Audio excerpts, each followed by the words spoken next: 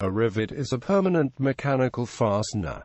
Before being installed, a rivet consists of a smooth cylindrical shaft with a head on one end. The end opposite to the head is called the tail. On installation, the rivet is placed in a punched drilled hole, and the tail is upset, or bucked, so that it expands to about 1.5 times the original shaft diameter, holding the rivet in place. In other words, pounding creates a new head on the other end by smashing the tail material flatter, resulting in a rivet that is roughly a dumbbell shape. To distinguish between the two ends of the rivet, the original head is called the factory head and the deformed end is called the shop head, a buck tail, because there is effectively a head on each end of an installed rivet. It can support tension loads, however, it is much more capable of supporting shear loads.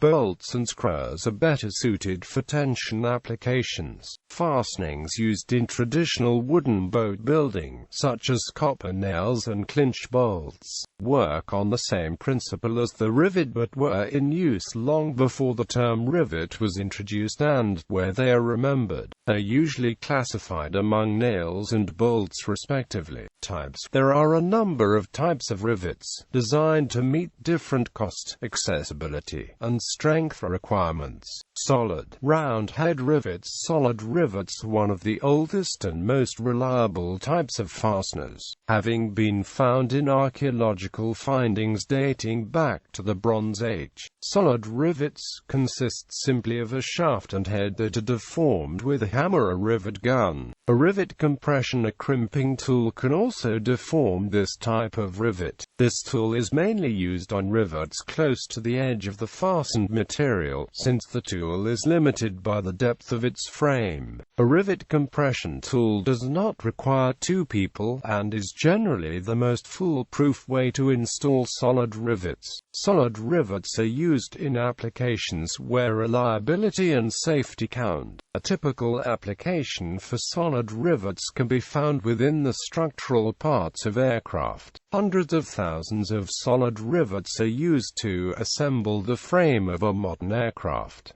Such rivets come with rounded or 100 degrees countersunk heads. Typical materials for aircraft rivets are aluminum alloys, titanium, and nickel-based alloys. Some aluminum alloy rivets are too hard to buck and must be softened by solution treating prior to being bucked. Icebox aluminum alloy rivets harden with age, and must likewise be annealed and then kept at sub-freezing temperatures to slow the age hardening process. Steel rivets can be found in static structures such as bridges, cranes, and building frames. The setting of these fasteners requires access to both sides of a structure. Solid rivets are driven using a hydraulically, pneumatically, or electromagnetically driven squeezing tool or even a handheld hammer. Applications where only one side is accessible require blind rivets. Solid rivets are also used by some artisans in the construction of modern reproduction of medieval armor, jewelry, and metal couture. High-strength structural steel rivets. Until relatively recently, structural steel connections were either welded or riveted. High-strength bolts have largely replaced structural steel rivets. Indeed, the latest steel construction specifications published by ISC no longer covers their installation. The reason for the change is primarily due to the expensive skilled workers required to install high-strength structural steel rivets, whereas two relatively unskilled workers can install and tighten high-strength bolts. It takes a minimum of 4 highly skilled riveters to install rivets in one joint at a time. At a central location near the areas being riveted, a furnace was set up. Rivets were placed in the furnace and heated to a glowing hot temperature, often to white heat. As the hotter the temperature, the more plastic and easily deformed is the rivet. The rivet warmer, a heater or cook, used tongs to individually remove rivets and throw them to a catcher stationed near the joints to be riveted. The catcher caught the rivet in a leather or wooden bucket with an ash-lined bottom, placed the glowing hot rivet into the hole to be riveted, and then quickly turned around to await the next rivet. The holder-up or holder-on would then hold a heavy rivet setter dolly or another pneumatic jack against the round head of the rivet, while the riveter applied a hammer, a pneumatic rivet hammer, to the unformed head, making it mushroom tightly against the joint in its final dome shape. Alternatively, the buck is hammered more or less flush with the structure in a countersunk hole.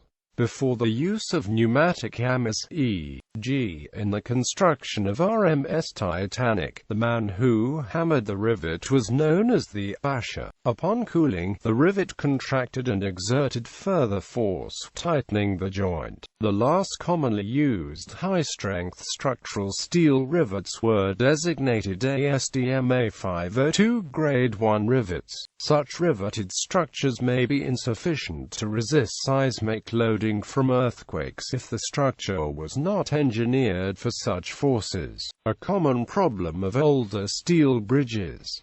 This is due to the fact that a hot rivet cannot be properly heat-treated to add strength and hardness. In the seismic retrofit of such structures, it is common practice to remove critical rivets with an oxygen torch, precision ream the hole, and then insert a machined and heat-treated bolt. Semi-tubular rivets. Semi-tubular rivets are similar to solid rivets, except they have a partial hole at the tip. The purpose of this hole is to reduce the amount of force needed for application by rolling the tubular portion outward. The force needed to apply a semi-tubular rivet is about 1/4 of the amount needed to apply a solid rivet. Tubular rivets are sometimes preferred for pivot points since the swelling of the rivet is only at the tail. The type of equipment used to apply semi-tubular rivets range from prototyping tools to fully automated systems. Typical installation tools are handset, manual squeezer, pneumatic squeezer, kick press, impact riveter, and finally PLC-controlled robotics. The most common machine is the impact riveter, and the most common use of semi-tubular rivets is in lighting, brakes, ladders, binders, HVAC ductwork, mechanical products, and electronics. They are offered from 1/16 inch to 3/8 inch in diameter and can be up to 8 inches long. A wide variety of materials and platings are available. Most common base metals are steel, brass, copper, stainless, aluminum, and most common platings are zinc, nickel, brass, tin.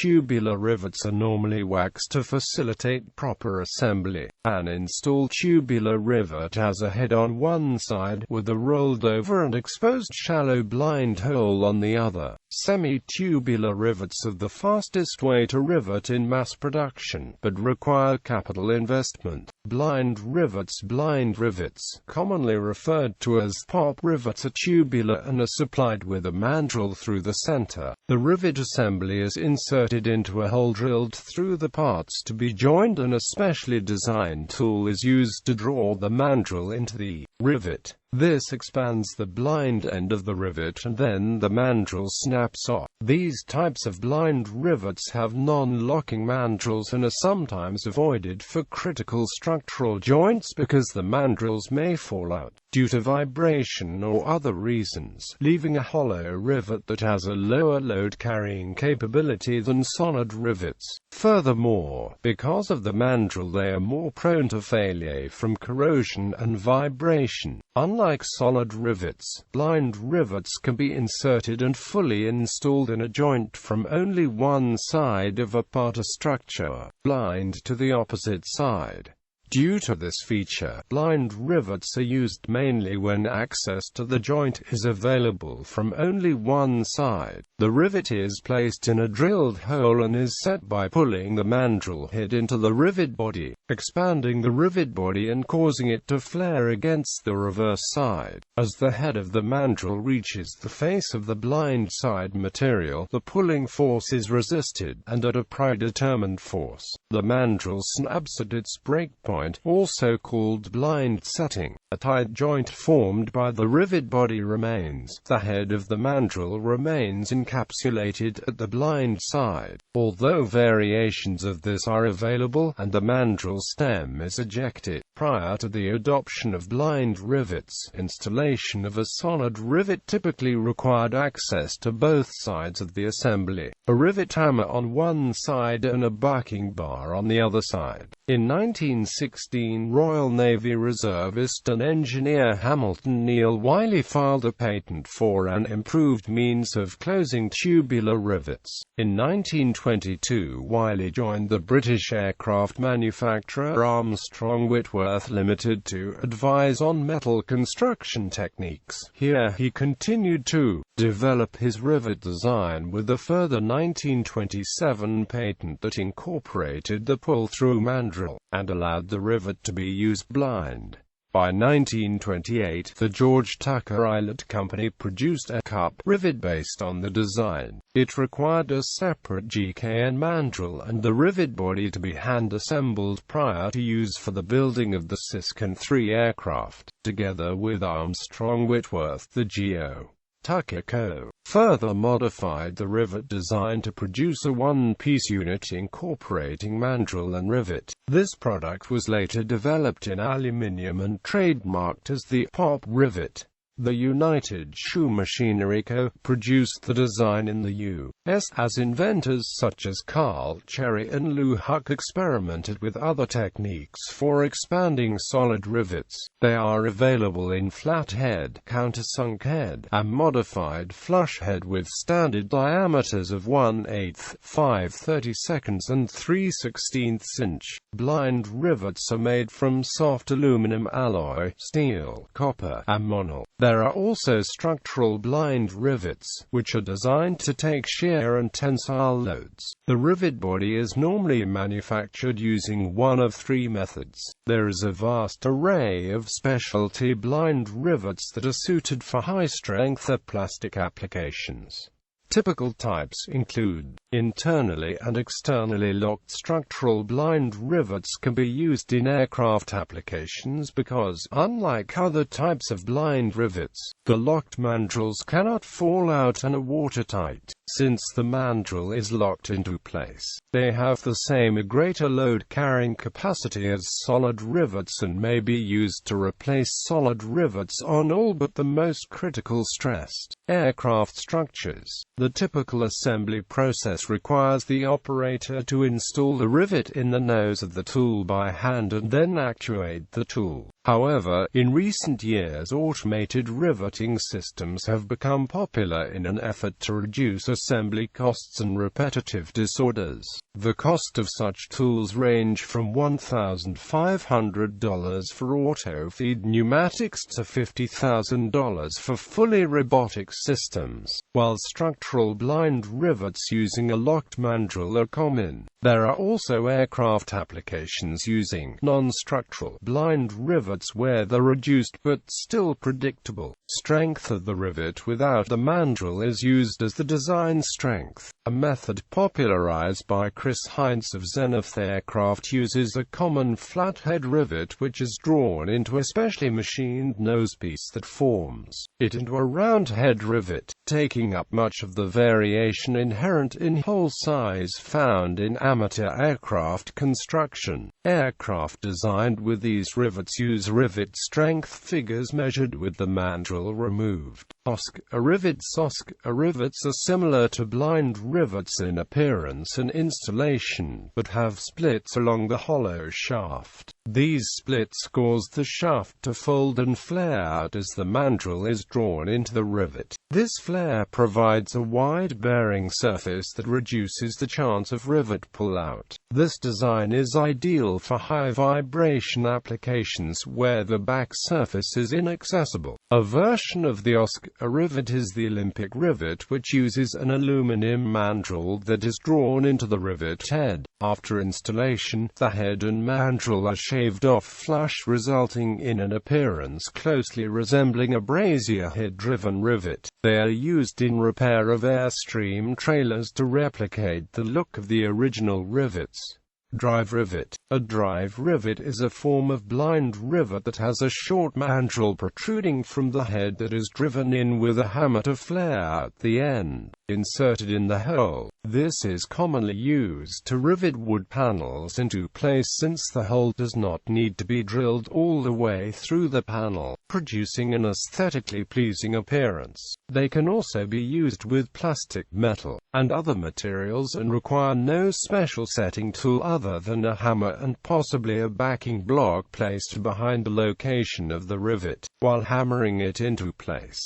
Drive rivets have less clamping force than most other rivets. Drive screws, possibly another name for drive rivets, are commonly used to hold nameplates into blind holes. They typically have spiral threads that grip the side of the hole. Flush rivet. A flush rivet is used primarily on external metal surfaces where good appearance and the elimination of unnecessary aerodynamic drag are important. A flush rivet takes advantage of a countersink hole. They are also commonly referred to as countersunk rivets. Countersunk or flush rivets are used extensively on the exterior of aircraft for aerodynamic reasons. Additional post-installation machining may be performed to perfect the airflow. Friction lock rivet. These resemble an expanding bolt except the shaft snaps below the surface when the tension is sufficient. The blind end may be either countersunk or dome-shaped. One early form of blind rivet that was the first to be widely used for aircraft construction and repair was the cherry friction lock rivet. Originally, cherry friction locks were available in two styles: hollow shank pull-through and self-plugging types.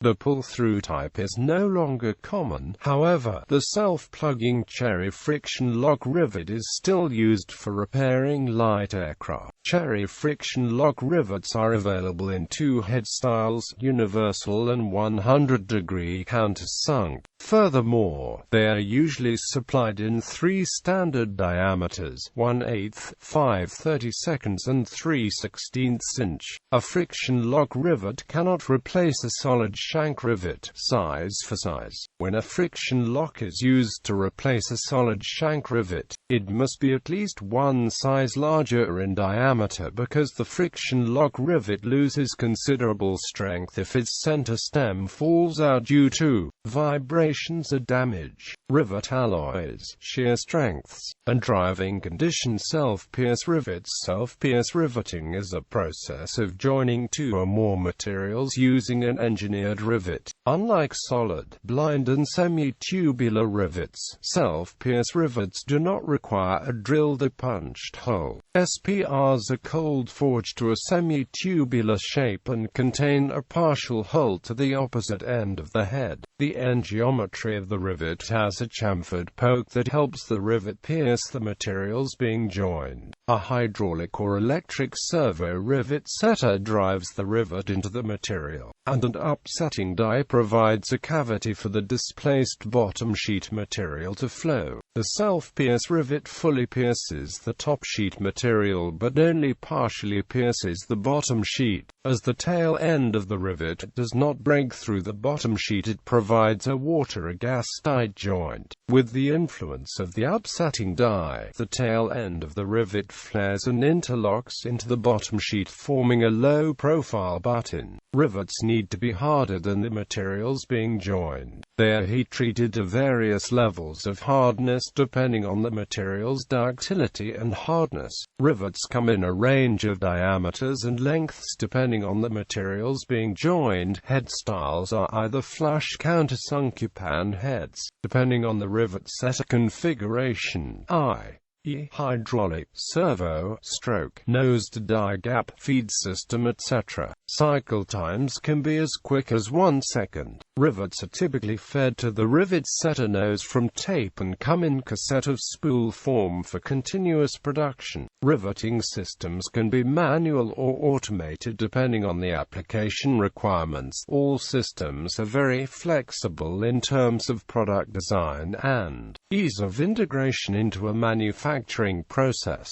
SPR joins a range of dissimilar materials such as steel, aluminum, plastics, composites and pre-coated or pre-painted materials. Benefits include low energy demands, no heat, fumes, sparks or waste, and very repeatable quality. Sizes. Rivets come in both inch series and metric series. Imperial units with diameters such as 1/8 or 5/16. Systemi International or SI units with diameters such as 3 mm, 8 mm.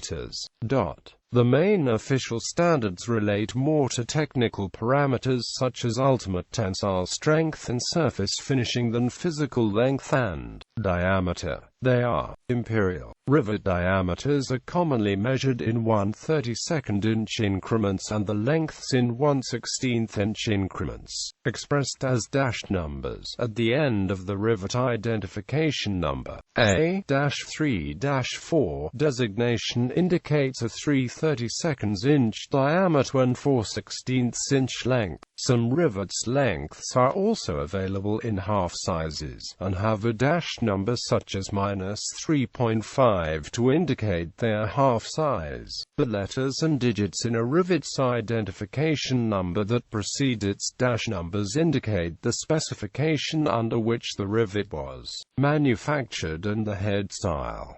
On many rivets, of size in 32 may be stamped on the rivet head. Other makings on the rivet head, such as small raised or depressed dimples or small raised bars, indicate the rivet's alloy. To become a proper fastener, a rivet should be placed in hole, ideally 4 to 6/1000 of an inch larger in diameter. This allows the rivet to be easily and fully inserted. Then setting allows the rivet to expand, tightly filling the gap and maximizing strength. Metric rivet diameters and lengths are measured in millimeters. Conveniently, the rivet diameter relates to the drill required to make a hole to accept the rivet, rather than the actual diameter of the rivet, which is slightly smaller. This facilitates the use of a simple drill gauge to check both rivet and drill are compatible. For general use, diameters between 2 mm to 20 mm and lengths from 5 mm to 50 mm are common. The design type, material and any finish is usually expressed in plain language. Applications. Before welding techniques and bolted joints were developed, metal-framed buildings and structures such as the Eiffel Tower, Chekhov Tower and the Sydney Harbour Bridge were generally held together by riveting. Also, automobile chassis were riveted. Riveting is still widely used in applications where lightweight and high strength are critical, such as in an aircraft. Many sheet metal alloys are preferably not welded, as deformation and modification of material properties can occur. Rivets were also used in many tanks during World War II by a large number of countries, including the M3 manufactured in the United States. However, many countries soon learned that rivets were a large weakness in tank design, since if a tank was hit by a large projectile it would dislocate the rivets and they would fly around the inside of the tank and injure or kill the crew, even if the projectile didn't penetrate the armor. Some countries such as Italy, Japan, and Britain used rivets in some or all of the tank designs throughout the war for various reasons, such as serious lack of welding equipment or inability to weld very thick plates of armor effectively. Blind rivets are used almost universally in the construction of plywood road cases. Common but more exotic uses of rivets are to reinforce jeans and to produce the distinctive sound of a sizzle cymbal. Joint analysis. The stress and shear in a rivet is analyzed like a bolted joint.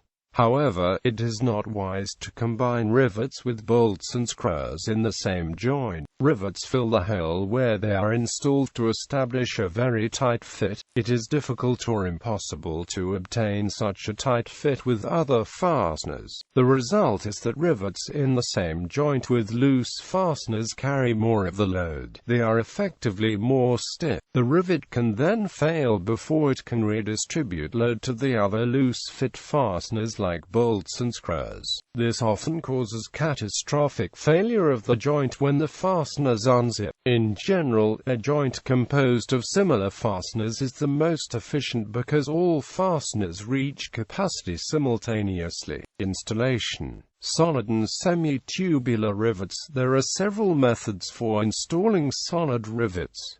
Manual with hammer and handset, a bucking bar, pneumatic hammers, handheld squeezers, riveting machines, pin hammer, rivet set.